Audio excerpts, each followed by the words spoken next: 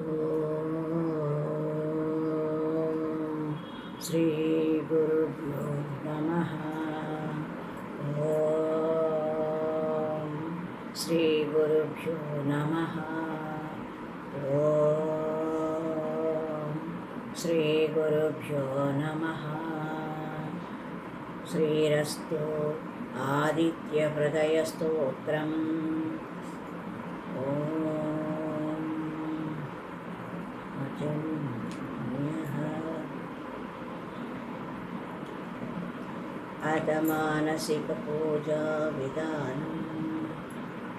అజన్యః దేవగోత్రవద్భస్య పద్మావతీ నామధేయస్య క్షేమస్థైర్య విజయ వీర్య అభయ ఆయుః ఆరోగ్య ఐశ్వర్య అభివృద్ధ్యర్థం బ్రహ్మ విద్యా సిద్ధ్యర్థం పరబ్రహ్మ పరమాత్మానం భగవంతం శ్రీ సూర్యనారాయణ దేవతాముద్దిశ్య శ్రీ సూర్యనారాయణ దేవతా ప్రీత్యర్థం శ్రీమదాదిత్య హృదయ స్తోత్ర మహామంత్ర జపం పారాయణం కరిష్యమాణ సరంగత్వేన శ్రీ సూర్యదేవత మానసిక పూజాం కరిష్యే.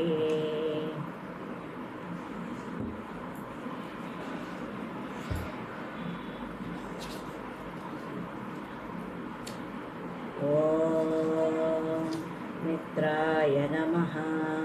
ఓం రవయే నమః. ఓం సూర్యాయ నమః. ఓం భానవే నమః. ఓం ఖగాయ నమః. ఓం పూష్ణే నమః. ఓం హిరణ్యగర్భాయ నమః.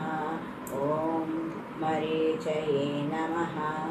ఓం ఆదిత్యాయ నమః. ఓం సవిత్రే నమః. ఓం అర్కాయ నమః. ఓం భాస్కరాయ నమః. ఓం మిత్రరవిసూర్యోభ్యో నమః. ఓం భానుఖగపోషేభ్యో నమః. ఓం హిరణ్యగర్భమరీచాదిత్యాదిభ్యో నమః. ఓం సవితార్కభాస్కరేభ్యో నమః. ధ్యానం. పద్మినీ ఛాయా ఉషా సమేత శ్రీ సూర్యనారాయణ పరబ్రహ్మణే నమః. ధ్యేయః సదా సవితృమండలమధ్యవర్తి నారాయణ సరసిజాసన సన్నివిష్టః కేయూరవాన్ మకరకుండలవాన్ కిరీటీ హరే హిరణ్మయ వపుర్ధృతశంఖచక్రః శశంఖచక్రం రవిమండలస్థం కుశేషయాక్రాంత అనంతమచ్యుతం భజామి బుద్ధ్యా తపనీయమూర్తిం సురేశ్వరం చిత్రవిభూషణోజ్వలం.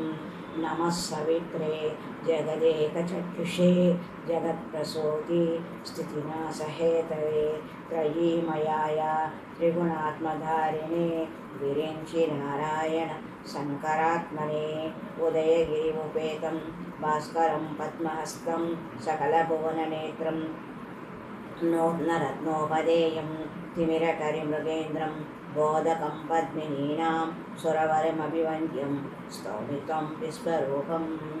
ఓం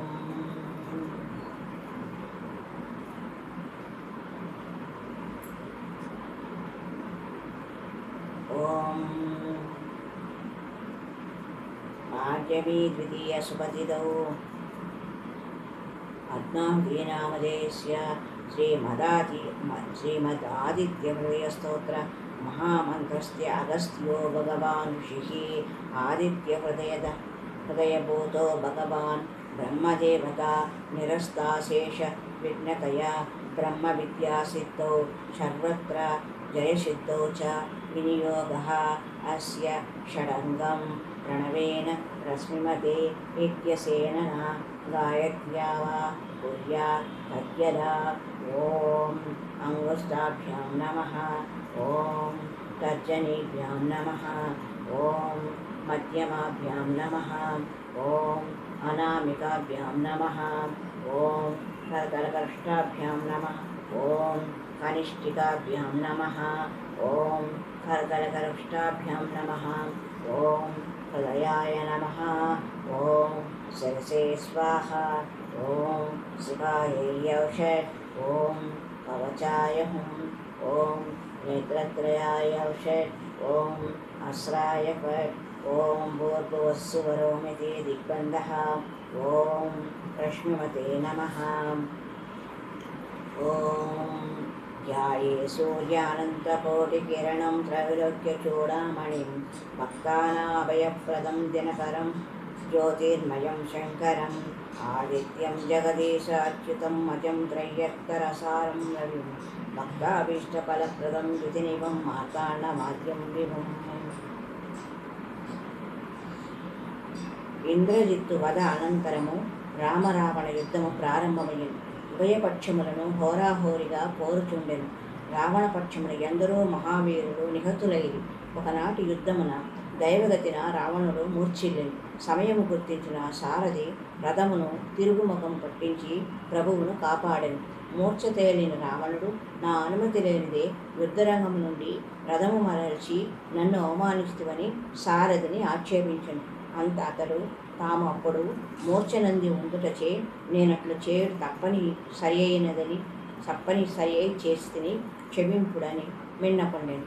రావణుడు సారథి కనపరిచిన సమయోచిత ప్రజ్ఞకు మెచ్చి ఉత్తమమగు ఒక హస్తాభరణమును అతనికి బహూకరించను.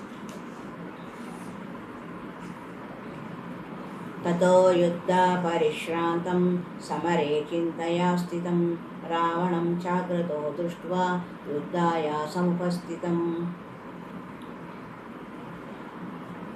दैवतश्च समागम्य द्रष्टुमभ्यागतो रणम् उपागम्य ब्रवीद्राम भगस्त्यो भगवान् ऋषिः राम राम महाबाहो शृणु गुह्यं सनातनं येन सर्वान् नरीन् वत्स समरे विजिष्यसि आदित्य हृदयं पुण्यं सर्वशत्रुविनाशनं जयावहं जपे नित्यम् अक्षयं परमं शिवं सर्वमङ्गलमाङ्गल्यं सर्वपापप्रणाशनं चिन्ताशोकं प्रशमनम् आयुर्वर्धन उत्तमम्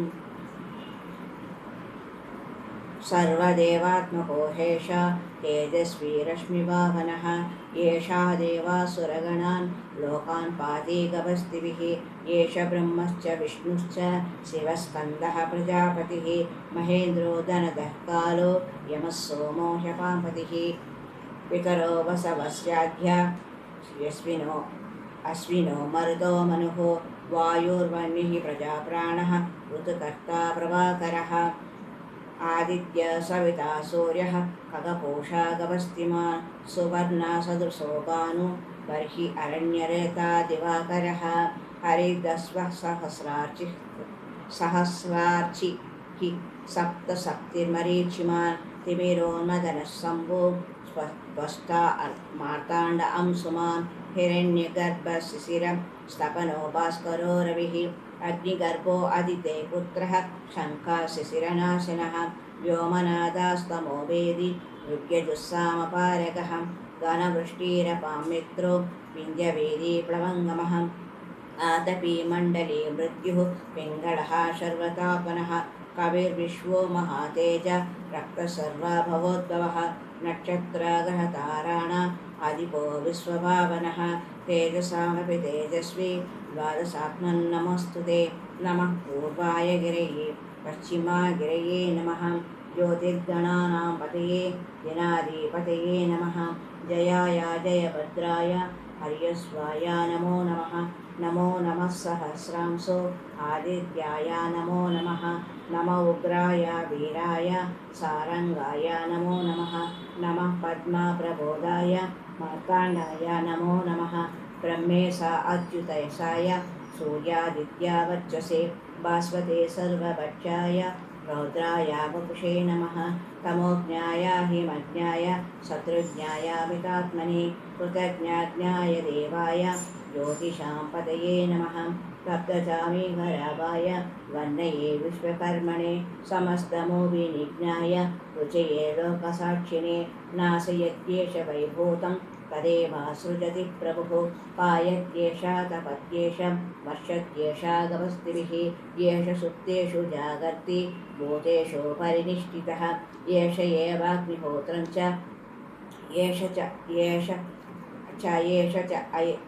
येष चैव अग्निहोत्रं च फलं चैवाग्निहोत्रिणां वेदाच्च क्रतवश्चैव क्रतूनां फलमेव च यानि कृत्यानि लोकेषु सर्व एषा रविप्रभुः येन मापत् फलश्रुतिः येन मापत्सु कृत्सेषु कान्तारेषु भयेषु च कीर्तयन् पुरुषः कश्चिन् नावसीदति राघव पूजयस्वैव एकाग्रो देवदेवं जगत्पतिम् एतत्त्रिगुणितं जप्त्वा युद्धेषु विदिष्यसि अस्मिन् क्षणे महाबाहो रावणं त्वं वदिष्यसि एवमुक्त्वा अगस्त्यो जगाम च यदागतम् एतच्छ्रुत्वा महातेज नष्टशोको भवत्तदा धारयामास सुप्रीतो राघवः प्रयतात्मवान् आदित्यं प्रेक्ष्य जप्त्वा तु परं हर्षमवाप्तवान् त्रिराचम्या शुचिर्भूत्वा धनुरादाय वीर्यवान् रावणं प्रेक्ष्य हृष्टात्मा युद्धाय समुपागमत् सर्वयत्नेन महता तदे तस्यादृतोऽभवत् आदरविरवदन्निरीक्ष्य रामं मुदितमनाः परमं प्रहृष्यमाणः निशिचरपतिसंशयं जित्वा सुरगणमध्ये गतो वचः सरेति हरिः ओम् इत्यार्षे श्रीमद् रामायणे वाल्मीकिये आदिकाव्ये युद्धकाण्डे आदित्यहृदयं नाम सप्तोत्तरशततमसर्गः सर्वं सम्पूर्णम्। ॐ श्री आदित्यष्टोत्तरशतनामावलिः। ॐ रश्मिमते नमः। ॐ समुद्यते नमः। ॐ देवासुरनमस्कृताय नमः। ॐ विवस्वते नमः। ॐ भास्कराय नमः। ॐ भुवनेश्वराय नमः। ॐ सर्वदेवात्मकाय नमः। ॐ तेजस्विने नमः। ॐ रश्मिभावनाय नमः। ॐ सुरगणलोकपालकाय नमः। ॐ ब्रह्मणे नमः। ॐ विष्णवे नमः। ॐ शिवाय नमः।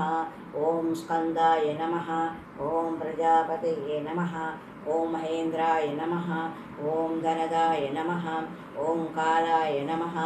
ॐ यमाय नमः। ॐ सोमाय नमः। ॐ अपापतये नमः। ॐ पितृमूर्तये नमः। ॐ वसुमूर्तये नमः। ॐ साध्यमूर्तये नमः। ॐ अश्वमूर्तये नमः। ॐ मनवे नमः। ॐ वर्णये नमः। ॐ वायवे नमः। ॐ प्रजारूपाय नमः। ॐ प्राणाय नमः। ॐ ऋतुकर्त्रे नमः। ॐ प्रभाकराय नमः। ॐ आदित्याय नमः। ॐ सवित्रे नमः। ॐ खगाय नमः। ॐ सूर्याय नमः। ॐ पूष्णे नमः। ॐ गभस्तिने नमः। ॐ सुवर्णसदृशाय नमः। ॐ भानवे नमः। ॐ भावने नमः। ॐ हिरण्यरतसे नमः। ॐ दिवाकराय नमः। ॐ हरिदस्वाय नमः। ॐ सहस्रार्चिषे नमः। ॐ शब्दशब्दये नमः। ॐ मरीचिमते नमः। ॐ तिमिरोन्मदनाय नमः। ॐ सम्भवे नमः। ॐ त्वष्ट्रे नमः। ॐ मार्ताण्डाय नमः। ॐ अंशुमते नमः। ॐ हिरण्यगर्भाय नमः। ॐ सुशिराय नमः। ॐ तपनाय नमः। ॐ भास्कराय नमः। ॐ रवये नमः। ॐ अग्निगर्भाय नमः। ॐ अदितिपुत्राय नमः। ॐ शङ्खाय नमः। ॐ शिशिरनाशनाय नमः। ॐ व्योमनादाय नमः। ॐ तमोदेविने नमः। ॐ रुद्रजुस्सामपारगाय नमः। ఓం గణవృష్టయే నమః. ఓం అపామిత్రాయ నమః. ఓం వింధ్యవీర్య ప్లవంగమాయ నమః. ఓం ఆతపినే నమః. ఓం మండలినే నమః. ఓం మృత్యవే నమః. ఓం పింగళాయ నమః. ఓం శర్వతాపనాయ నమః. ఓం కవయే నమః. ఓం విశ్వాయ నమః. ఓం మహాతేజసే నమః. ఓం రక్తాయ నమః. ఓం సర్వభవోద్భవాయ నమః. ఓం నక్షత్రగ్రహతారాధిపాయ నమః. ఓం విశ్వభావనాయ నమః. ఓం తేజసామపి తేజస్వినే నమః. ఓం ద్వాదశాత్మనే నమః. ఓం పూర్వాయ గిరయే నమః. ఓం పశ్చిమాయ గిరయే నమః. ఓం జ్యోతిర్గణానాం పతయే నమః. ఓం దినాధిపతయే నమః. ఓం జయాయ నమః. ఓం జయభద్రాయ నమః. ఓం హరిదస్వాయ నమః. ఓం సహస్రాంశవే నమః. ఓం ఆదిత్యాయ నమః. ఓం ఉగ్రాయ నమః. ఓం వీరాయ నమః. ఓం సారంగాయ నమః. ఓం పద్మప్రబోధాయ నమః. ఓం మార్తాండాయ నమః. ఓం బ్రహ్మేశానాచ్యుతేశాయ నమః. ఓం సూర్యాయ నమః. ఓం ఆదిత్యవర్చసే నమః. ఓం భాస్వతే నమః. ఓం సర్వవశ్యాయ నమః. ఓం రౌద్రాయ వపుషే నమః. ఓం తమోజ్ఞాయ నమః. ఓం యమజ్ఞాయ నమః. ఓం శత్రుజ్ఞాయ నమః. ఓం అమితాత్మనే నమః. ఓం కృతజ్ఞాజ్ఞాయ నమః. ఓం దేవాయ నమః. ఓం జ్యోతిషాంపతయే నమః. ఓం తప్తచామీకరాయ నమః. ఓం వన్నయే నమః. ఓం విశ్వకర్మణే నమః. ఓం తమో వినిజ్ఞాయ నమః. ఓం రుచయే నమః. ఓం లోకసాక్షిణే నమః. ఓం భూతనాశాయ నమః. ఓం భూతసృష్టే నమః. ఓం ప్రభవే నమః. ఓం పాయతే నమః. ఓం తపతే నమః. ఓం వర్షతే నమః. ఓం సుప్తేషు జాగృతే నమః. ఓం భూతేషు పరినిష్ఠితాయ నమః. ఓం అగ్నిహోత్రాయ నమః. ఓం అగ్నిహోత్రిణ ఫలదాయ నమః. ఓం పరమసమర్థాయ బ్రహ్మణే నమః. ఓం శ్రీ ఆదిత్యాష్టోత్తర శతనామావళి సంపూర్ణం. ఓం శ్రీ ఆదిత్యకవచం. ఓం అస్య శ్రీ ఆదిత్యకవచస్తోత్రమహామంత్రస్య అగస్త్యో భగవాన్ ఋషిః అనుష్ఠుప్ ఆదిత్యో దేవత గ్రోం భీజ్యాణిం నేం శక్తిः సోంకేలకం మమ ఆదిత్యప్రసారసిద్ధ్యర్థే ఆదిత్యకవచస్తోత్రమంత్రజపే వినియోగः. ధ్యానం జపాకుసుమసంకాసం ద్విభుజం పద్మహస్తకం సింధూరాంబరమాల్యం చ రక్తగంధానులేపనం. ఓం మాణిక్యరత్నఖచితం సర్వాభరణభూషితం సప్తాస్వరదావాహం రుమేరుం చైవ ప్రదక్షిణం. ఓం దేవాసురవరైర్వంద్యం మునిభిः పరిసేవితం. ధ్యాయేత్పటే సువర్ణాభాం సూర్యస్య కవచం ముదా. ఓం గృణిః పాతు శిరోదేశే సూర్యः పాతు లలాటకం. ఆదిత్యో లోచనే పాతు శృతిం పాతు దివాకరः. గ్రాణం పాతు సదా దాను ముఖం పాతు సదా రవిः. జిహ్వాం పాతు జగన్నేత్రः కంఠం పాతు విభావసుః. స్కందో గ్రహపతిः పాతు భుజే పాతు ప్రభాకరः. करावब्जकरः पातु हृदयं पातु पातु भानुमान्. मद्यं पातु सुसप्तास्वो नाभिं पातु नभोमणिः. द्वादशात्मा कटिं पातु सविता पातु शक्तिनी. ऊरू पातु सुरश्रेष्ठो जानुनी पातु भास्करः. जङ्गे मे पातु मार्ताण्डो गुल्फो पातु त्रिशाम्पतिः. पादौ दिनमणिः पातु पातु मित्रो अखिलं वपुः. आदित्याकवचं पुण्यम् अवेद्यं वज्रशन्निवं. सर्वरोगाभयादिभ्यो मुच्यते नात्र संशयः. संवत्सर उपासित्वा साम्राज्यपदवीं लभेत्. अनेकरत्नसंयुक्तं स्वर्णमाणिक्यभूषणं कल्पवृक्षासमाकीर्णं कदम्बाकुसुमप्रियम्. अशेषरोगशान्त्यर्थं ध्याये आदित्यमण्डलं. तप्तकाञ्चनसङ्कासं सहस्रकिरणाभृतं. सिन्दूरवर्णाय सुमण्डलाय सुवर्णरत्नाभरणाय तुभ्यं. पद्माभिनेत्राय सुभद्गजाय ब्रह्मेन्द्रनारायणशङ्कराय संरक्तचूर्णं समवर्णतोयं साकुक्कुबाहं सकुसं सुपुष्पम्. प्रदत्तमादाय च हेमपात्रे प्रशस्तनादं भगवन्तमीडे। ॐ श्री सूर्यनारायणपरब्रह्मणे नमः। ॐ श्री नवग्रहप्रार्थना मध्ये मण्डलवर्तिनं ग्रहपतिं चन्द्रं तदाग्नेयिके यां दिशि भूमिजं ससुतं ईशान्यभागे बुधं देवाचार्यमुदञ्चिदानवगुरुं प्राच्यां प्रतीत्यां शनिं वन्दे नैऋतिं वायुवीर्यं रघुवस्तो राहुकेतुग्रहो।